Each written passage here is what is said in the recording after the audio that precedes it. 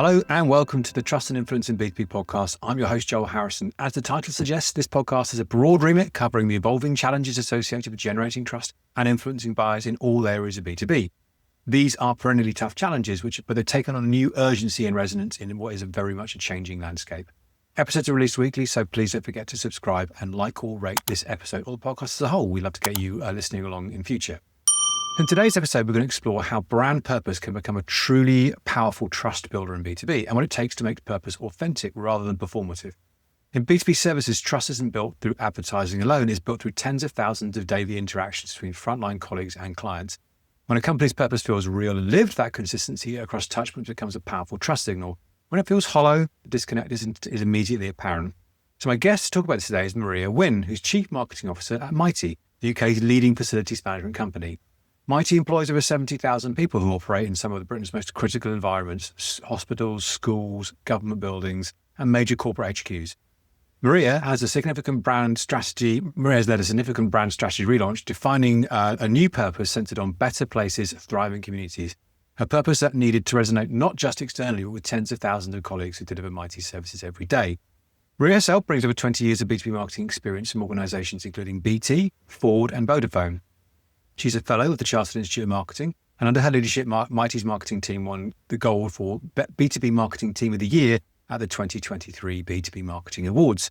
In this session, you'll learn how to make brand purpose feel authentic rather than just a communications exercise, the critical link between purpose and trust in B2B services businesses, how to embed purpose so it's lived by frontline colleagues, not just launched by marketing, and practical lessons for aligning operational delivery with brand promise. So, lots to get through, a fascinating topic. Maria, welcome. Thanks so much for having me, Joel. Great to be here.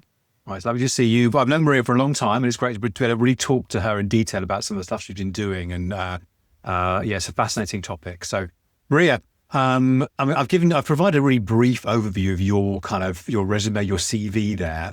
But tell us a bit about about yourself and about Mitie. What do you do? What does the company do? And what prompted you to take that decision to relaunch the brand strategy in the first place? Yeah, so I joined Mitie in 2021, I believe. And so I've been there 4 years. When I joined, it was a very small marketing team, a few folks, with a lot of people distributed around the business. And over the course of the last couple of years, we built that into what I call a full-fat marketing team that has proper structure, measurable outcomes, and delivers real value to the business. So one of the interesting things, I guess, about sort of my role was that when I joined, there were many things to fix and to get on with, but actually the brand was not one of the first things. I know a lot of CMOs will often go to brand festival. They'll want to do perhaps a refresh of the brand. We didn't do that. But as time went on, it became increasingly obvious to us that for us in marketing at least, there were some missing pieces of the jigsaw that were holding us back from really telling the story we needed to tell for our clients and for our colleagues. So towards the end of my 4-year period, alongside my team, we started working on a new corporate narrative. So when we talk about brand, I'm talking really about the word side of things, not branding. Although that was a component eventually down the line that we did look at. Okay. Can you explore that a bit more? Just to tell me what you mean by the difference between I think you said the word side of things. So just for the uninitiated, tell us what you mean by that a bit more. Yeah, so I see it in two kind of vectors really. There's the brand, which often for me is your brand strategy. That would be the elements of your corporate narrative that tell your story. They might include your purpose, your positioning, your values. Almost on a page, what is it that your business is about, everything your business does, as opposed to branding, your visual identity, things like your color, your logo, the imagery you use, the creative style you decide to take. These two components together will make up the entire brand. But where we started was with what we believed about ourselves, what we thought our strategy was, and where the brand was going. So we started on the word side of things, the brand strategy, corporate narrative, rather than branding, the visual identity. Okay, that's helpful to understand. Because one of the great challenges about Mitie is that because you're in so many places, you're so visible, your brand is incredibly visible in a way that perhaps other B2B companies simply aren't. I mean, I'm thinking about, I see the vans almost every day, and I've got a lovely photo of being at the airport with my family in the summer and my son really enjoyed looking at one of your robot vacuum cleaners in the in Heathrow. So yeah, it's really that's a really exciting start to the platform, but it's great to understand that distinction of where you decided to focus. I guess just as other part of the kind of why you focused on that. I mean, I guess your point was you just realised there was something missing. You just realised there was something which was not performing as well as it could do in terms of enabling you to be as good as you can be in the markets that you function in. Absolutely. So this wasn't born out of a need to want to change the brand per se, but it was really, I guess, the risk of not doing anything at all. And the business had evolved significantly since the last time we'd looked at our strapline, our purpose, our positioning in terms of scale, capability. The way that we talked about ourselves hadn't really caught up with the business we were. So the last time that the corporate narrative was refreshed was back in 2018. It was during a point at which the business was going through what might be described as a kind of service crisis. So we had pretty bad NPS, -10 NPS. And the purpose and strapline that was adopted was really a call to arms around service. It was the exception every day was the Mitie purpose at that time. Throughout the last 7 years, there's been such a transformation in the business. The NPS, our last survey last February, our NPS, and we go out to over 1,000 clients, so it's a large scale survey. Our NPS is plus 63, which not only puts us sort of leading our category, but it puts us up against businesses like, for example, I believe John Lewis's, NPS is in the 60s. So a brand that people really feel connected to. So in that sense, the call to arms around service and around good quality service delivery felt a little bit limiting for us. And there was much more to say about what we do, and in particular, the impact we have on the UK. So really, that's where the trust element comes in. You have to keep looking out for gaps in where you are as a business and what story you're telling, because if there are those gaps, then they can erode trust. So for us, it was really about thinking first internally around what do we need to, what is it that's true right now about our business that we need to tell more clearly, and about being honest about who we are as a business and where we're going. So that sort of set the context for starting to look at the new corporate narrative and wanting to relaunch it. Okay, that's really helpful. Thank you. And you used the word purpose in there a few times, and I think purpose is going to be kind of central to what we're going to talk about here. And I think it's one of those concepts which is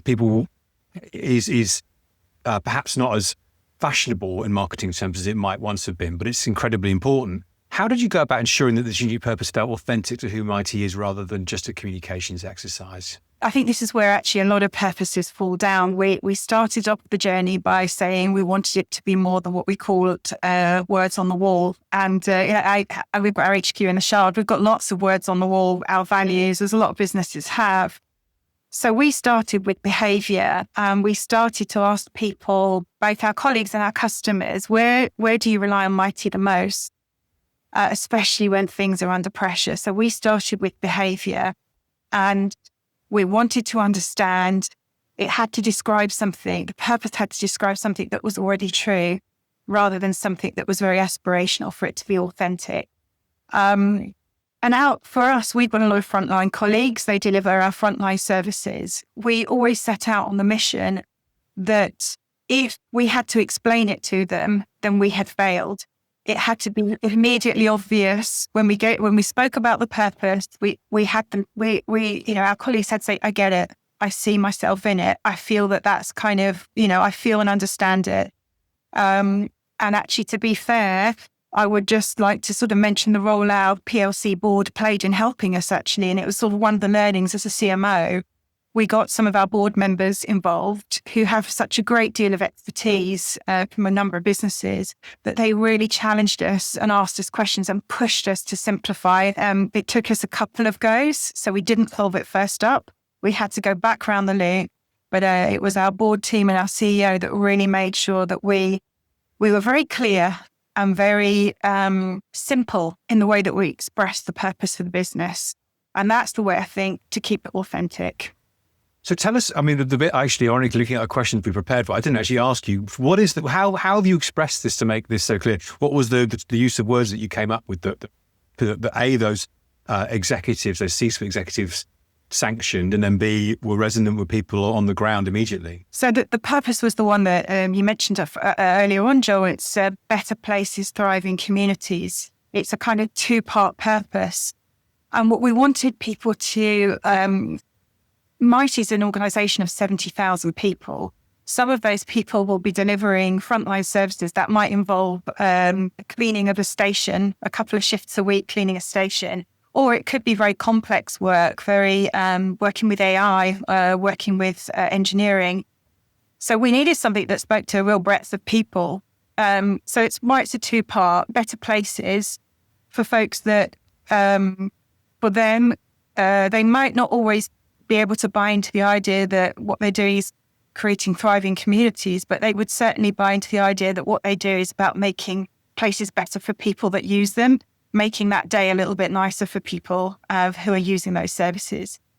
And then for those that perhaps can see the laddering up effect of everything, it is about creating places where communities thrive, where people feel we're so impacted by our physical spaces. They have such an impact on us that when those places are really neglected, when places are poorly maintained, we don't feel comfortable, then you can't thrive, whether that's in a school or a university or even a hospital. So we bolted together these two ideas to be able to speak to the breadth of our colleagues and to be able to offer something that everyone could buy into. Yeah, and it's fascinating, isn't it? Because you start thinking about that in more detail. I hadn't really considered the ramifications of that, because I was talking to John Miller actually yesterday about a brand and about his definition, which is widely used. The roundabout, your brand is what people say about it when you're not in the room. For your brand, it's not just people who are buying it; it's everyone who's using it. So you've got a much broader set of people who to satisfy or not dissatisfy potentially, and then this enormous base of people who contribute to that. So yeah, that's a really big challenge. I can appreciate why you didn't necessarily feel like you cracked it first time. It's a hard thing to do, I suspect. Yeah, our first round, we came up with something that, it wasn't marketing, it wasn't pure marketing speak, but it wasn't simple enough that people could just could just get it and understand it. And what we really wanted it to do was, as you say, because of the kind of broad reach of our services, we had to use the brand and the purpose to guide people to be consistent and to be consistent in how they behave and how they show up.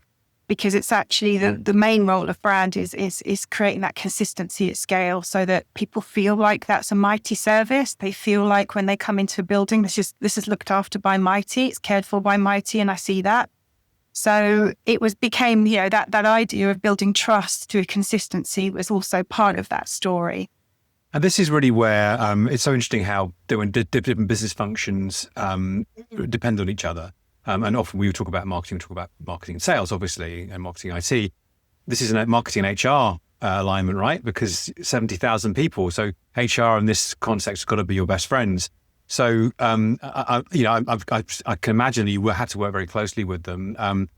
And we often, and I feel like that communications challenge to employees is not explored often enough. So, but tell me a bit more, can we go a bit deeper about in terms of how, beyond just making the communications exercise through different channels and actually making it resonant, was there anything else you can tell us about how you really wanted to kind of get the hearts and minds of those thousands of people? We took the approach that we didn't want our colleagues to feel like an audience to this. We wanted them to feel like that it was part of what was intrinsically true. We in the marketing team just happened to write it down on a piece of paper for them. So we involved people really early. We pressure tested the language with them.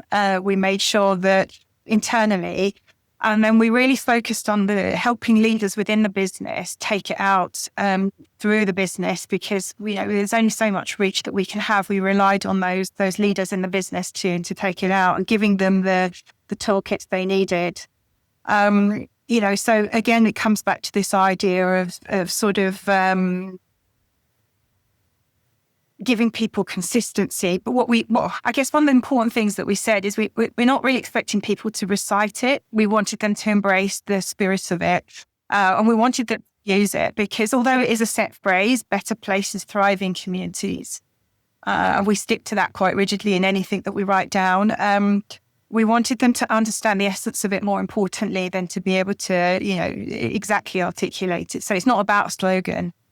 So, it's one of my reflections actually is that, we'll perhaps come on to this later, but actually involving as many people early on from the front lines, from the teams that are in front of your clients selling is the most important, powerful thing, and giving them real permission to tell, to call out when they think, actually, this doesn't make sense. I can't explain it. I can't live it. I don't feel it because it is a feeling. So you're leveraging that internal trust from respected colleagues to do that. I just reflecting on listening to what you're saying there around you want people just to feel it. They don't have to necessarily recite it or learn it off by heart. It's very reminiscent for me of the kind of conversations about behavioral science, and the system 1, system 2 mindset where you just want people to instinctively get it and not have to really engage their brain to change behavior. They want it to be something which embodies and encapsulates what they already know best looks like, and to be able to give them a new impetus to go forward. I don't know if that resonates with you at all. Absolutely. So for us, the feedback we wanted to hear was, this explains what I do. This makes sense to me. And that's really powerful, especially in a large organization. We didn't want anyone to feel like they were being marketed to. That's possibly the last thing we wanted. We really wanted them to feel like we understood and that we'd articulated it. And, what actually this unlocked for us, we put up some videos and some materials on an internal SharePoint site so people could look at them, and people started commenting on it. It's a function of the tool that we have. People could comment on it, and what was coming through is, "I'm so proud to work at Mitie." They weren't congratulating the work that we'd done, but what they were saying is, this makes sense. I can take this home to my kids. I can explain what it is we do. And so that was really powerful. We wanted to show people how their role connected to something bigger, how it made an impact. Because actually people come to work for more than the paycheck, and you have to be able to show them why it matters, why it matters the work that they do, and it connects to something bigger for motivation and engagement purposes. So that was sort of, I guess, a real proud moment for me when I started seeing those comments drop through around, this explains what I do. And I think that in essence is what a clear purpose should do for people. Yes, absolutely. And I think the word trust, which is conveniently, it feels like it's underwritten across this whole, everything you've done here. It's absolutely fundamental to this whole initiative. Can you unpack how you see the link between purpose and trust in a B2B services business like Mitie? I mean, I guess it's just got to be, it's critical in terms of all those relationships and all those small links in the chain that are going to add up to something great. Yeah, absolutely. So for us, I mean, a lot of our clients are very practical people. So the service they procure from us is oftentimes a practical service. So we really didn't, as I said before, it's not about the campaign, but it's really about that frontline behaviour and how people see people showing up.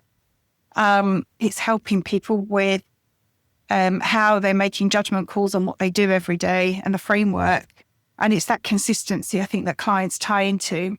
For us, I've heard it said that, purpose is real when you put money behind it. And actually what our purpose has helped us develop is a really strong social value offer now, which has sort of been part of gone hand in hand, I suppose, with articulating the purpose.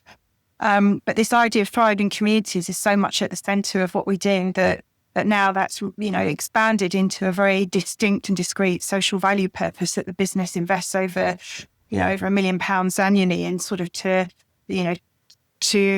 have a real impact in society beyond the core services, looking at things like getting people back into employment after sort of long-term unemployment, working with care leavers, working with people leaving prisons and so on, just to sort of have a social value impact. So it sort of really went beyond just the words on the wall, that I said earlier, but it was about how do we live this in the business and put money behind it as well, because that's what it has to be. It has to be authentic. And it sounds like there's a plethora of fantastic, broad-based benefits and great outcomes to come from this. Are there any kind of outcomes you can point to in terms of talking about putting something massive money towards it? Any kind of business-related outcomes you can point out in terms of perhaps employee retention or client relationships or business performance as a consequence of this initiative? Yeah, I mean, it's early days, so we haven't yet launched for a year. So I think with anything like this, we have to go into it with it being a longer burn investment. Because, building trust just it doesn't happen. I think there's an adage, isn't there, Joel? It takes, years to build and a moment to be lost. You can lose it overnight. So, though in saying that, we're the business goes from strength to strength. We're outperforming on share price. Our revenues and margins are really strong. Our sales pipeline is the strongest it's ever been. So that sort of demonstrates around that kind of stronger alignment internally. And anecdotally, we hear that people coming in for interviews, they're looking at some of the materials that we've put up around our purpose, and they're really engaging with it. And it's an important point when we think about the demographic change of working, the workplace. Younger people, particularly younger generations, feeling a much stronger or placing a much stronger importance around meaning in their work and being able to connect it. So we do a lot of work around decarbonisation. And that's been a very big pull for people coming into the business. So there's some anecdotal stuff. There's some real hard, tangible stuff. We are number one for brand position for our brand awareness as well. So that has grown to number one position. So there are some real metrics that are pointing us, I would say, in the right direction. That this is definitely having an impact. Any experienced marketer would recognise that you have to think long term. That's what marketing's function is, to think beyond the next sale or a next opportunity. But how have you, because often so prescient conversation across so many B2B organisations is the kind of two-stream, you're thinking long-term but also thinking more short-term. How have you managed to kind of balance the kind of that longer-term perspective with perhaps maintaining business momentum in a medium or shorter term? I think what the purpose and the new corporate narrative has done is given us a framework that flows down into things like our demand generation around our product sales and around supporting our sales team. So quite quickly, we moved from, we didn't actually do a huge amount of brand investment per se by itself. We used our colleagues and with a small amount of sort of brand building and brand awareness budget, but actually the majority of the budget then moves quickly into building demand for sales. So that was where really the short-term kind of metrics start to be seen, where we see an uptick in the number of people coming to our website, inquiries coming through on our web forms, and just people feeling like when they're in front of clients, they're able to tell their story. Because that's interesting, because often the conversation or the kind of hiccup tends to be around, it's often people seeking to kind of polarize the conversation. It should be brand or it should be demand.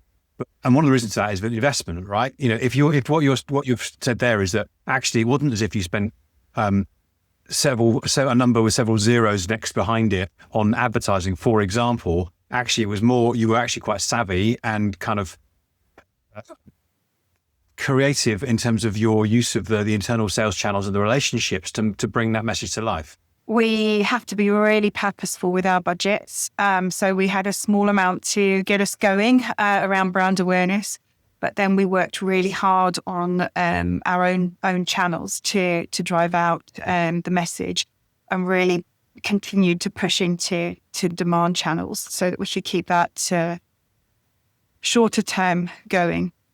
I guess you've got, the dynamics of the situation, Mitie, is because, as we discussed earlier, you have an awful lot of visibility, certainly in the UK market, and I'm not sure how wide you are beyond that, but in terms of your multi-billion pound company and 70,000 employees, you have literally a lot of your own advertising on the streets, as we discussed in terms of ads and things like that. So I guess the challenge then is to make that visibility match up to the promise, and that's that's the unique situation that you were in, which probably a lot of organizations aren't in. Yeah, and it is for us about perception shift. So the Mitie of 7 years ago is very different to the one now. So there are still some lagging perceptions of the business that need to move. So actually, you're right, Joel, it's not about awareness. If people are looking to procure facilities kind of services, they would probably put Mitie on the list if they're a certain size business organization. What you've got to try to move is against, the perceptions of what that means. So that was, I guess, where we focused. It was about shift brand perceptions rather than pure brand awareness work. And then that has a much tighter correlation into your demand channels. Okay. So this is, as you said, this is an evolving picture, and it's not a work in progress because you need to develop it, just because it takes time to gradually build momentum and resonate in the market. But looking back on, the journey that you've had with this so far, tell us about the biggest challenge that you faced during this relaunch, and what might you, looking at that, what might you do differently next time? The biggest challenge we faced was letting go of the legacy language that felt quite safe to us as a business. So our previous corporate narrative all centered around the exceptional every day, which there was nothing wrong with it. But it was the biggest challenge was bringing folks with us that on that need to change, because actually it felt safe. We know that for things to stick, actually having something out there for a long time can be a huge benefit. But the reality was we simply weren't that same business anymore, and it was just way too restrictive. So I think for me, it's anyone sort of embarking on a refresh of their corporate narrative should really look at where are they currently, and how well loved is the legacy, how well used is it, and making some assessments on how you can make the case for change and why that should be so. And as I said earlier, the strongest and biggest lever for us was the way that we'd shifted NPS over a course of 7 years. And actually we needed a stronger call to arms that talked more broadly about what business was about. And to be fair, actually, it was bringing in the frontline voices really early on. We spent a great deal of time. We did hundreds of interviews with frontline colleagues, asking them what they thought about the brand, what was important to them, what do people rely on, what do people value, because really that is the best test of whether something is real or not. So my kind of, that was the biggest challenge. Is that the legacy that existed in the business and getting momentum to move on. And that's interesting because, as you say, it ostensibly looks fine, sounds okay. You say it and it sounds, that sounds quite good. I guess changing something, if certainly perhaps certain voices at the C-suite level don't think it's broken, must be a really hard thing to do. So you've got to, I imagine there's lots of things they might want you to focus on, but changing something that we didn't think was broken was probably the last thing they did. So I imagine that created a whole set of challenges around that in terms of just bringing the truth home to those people. Absolutely, and a lot of work went into that. So that we did find I wouldn't call it resistance, but people were friendly critics of what we were doing and sort of saying questioning, rightly so, and it did take a lot more work to bring them with us. But actually, again, it comes down to just keeping them really close and working with them and actually using their expertise, because they're not wrong for thinking that. But if you can, in some ways, build on their reservations and sort of use that as a way of what's the word I'm looking for? Use their concerns as a way to stress test what you're doing. And a great example is, I mentioned before, the first round of the corporate narrative, we took a few board members through, and they were very lovely, but they were right to be very critical and to ask the right questions of it, because it just wasn't right. So you have to trust that sometimes that those dissenting voices can add real value and can help you get to a better product in the end.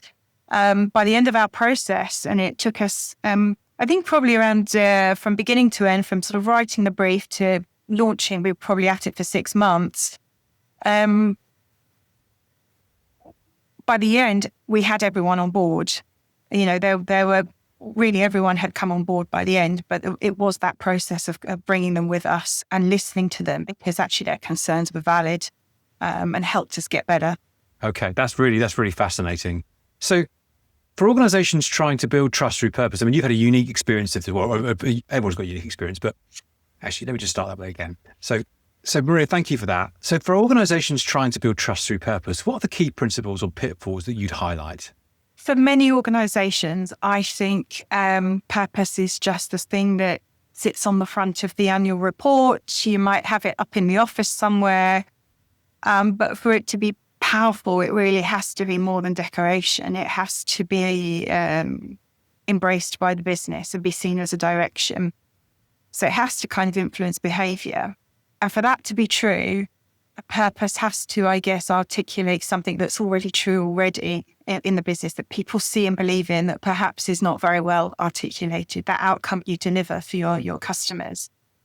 So I guess some learnings around it start with trying to uncover the truths of the business. And I guess I mentioned earlier that we spent a bit of time embedding this internally before we went externally.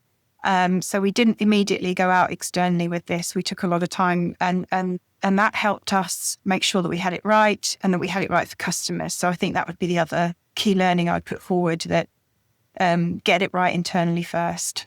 I really like your point about has to embody something that's already true. Does that mean it can't be something which is aspirational, which you're working towards? Does it have to be something which is almost quantifiable or back upable? Is it not possible to have any directional aspiration as part of it? I think actually it does, purpose does need that. For me, it needs two components. It is definitely about identity. It needs to sort of be very clear to people who we are and they can see themselves in it. But a good purpose will also give a sense of direction and where we're going. And the best purposes are able to combine those two elements of who we are and where we're going really cleverly. So whilst I say it has to be something that's true, I guess what I mean by that is when people see and hear it, they have to be able to visualize, either see themselves in it now or see that is a credible place that we could be very soon. With where we're working right now. Where a purpose will fail is where it feels completely incongruent to the business and people can't, it's not based on a truth within the business. And for us, the truth was that we create better places for people who are going about their daily lives. And by doing that, we are hopeful that communities will thrive and we'll be part of that community thriving. So our purpose, I think, does combine that identity with direction. So Maria, it's been a great conversation. I really enjoyed talking to you. I guess a closing thought on this one. I guess that I expect you probably agree, without wishing to put words in your mouth, that like trust, purpose isn't a fluffy or kind of peripheral or optional activity. It's actually really hard business critical one that can demonstrate real, tangible, demonstrable value within the organization from a revenue perspective. 100%, Joel. One of the stats that I used really frequently as I went around the business talking about why we need to do this was some work from a stat from Gartner, which I'll sort of leave with you because it's such an important one. They've done some research to look at those businesses and organizations that have a clearly articulated purpose that's well embraced. And on average, they have revenues that are 39% higher than those that either don't have a purpose at all, or it's not clearly articulated, or it's not well embraced. So this can feel like a fluffy marketing, advertising comms exercise. It absolutely isn't. It is about how we ignite growth in business and how we make it clear and galvanize everybody around a central idea. So for me, that was one of the big drivers that led me to look at initiating this project within the business. Fantastic. Well, it sounds like an amazing initiative, and I know the success you've had with the team speaks for itself in terms of the awards you won. So thanks so much for being my guest today and coming on and talking about it. Thanks for having me, Joel. Great to see you today. Likewise. Thanks, Maria. So I hope that's all for us today. I hope you've enjoyed this session, this conversation with Maria about purpose. If you've enjoyed this podcast, this episode, please rate us. Please give us a like or a rating, or better still, share and subscribe. We'd love to get you on board to hear more episodes, more content like this, all around the theme of trust in B2B marketing. But from now, for me, that's all. And so goodbye and thanks for joining us.